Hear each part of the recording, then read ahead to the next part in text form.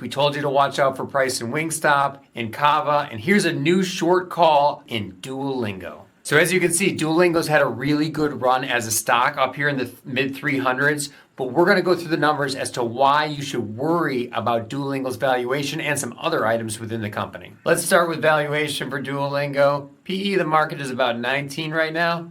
PE for Duolingo, 202. It's actually hung out in this level for a couple years now. Very, very stretched valuation.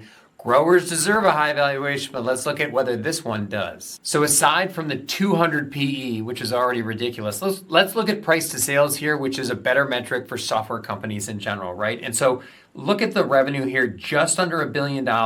So about 17x price to revenue. Where should this be priced? Well, take a look at the growth. 30% growth on the top line, 26, 24.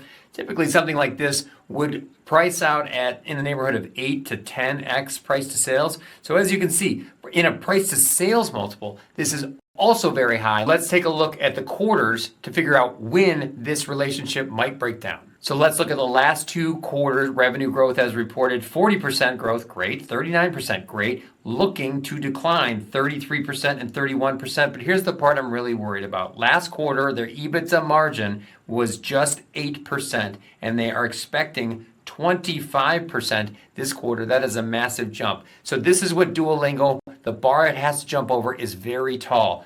33% revenue growth, not easy in this kind of market. A margin jump from 8 to 25. If this is the quarter where all of these go down, especially if revenue growth goes down into the 20-something percentages, you will watch this stock re-rate and re-rate massively. That 200 PE will probably implode, and investors will not like being in Duolingo. We've seen this before in Wingstop and Kava and some of the other videos that we did. Speaking of which, thanks for everything you guys do, watching our videos, liking our videos, subscribing our videos. You guys have any questions, hit us. We'd love to hear.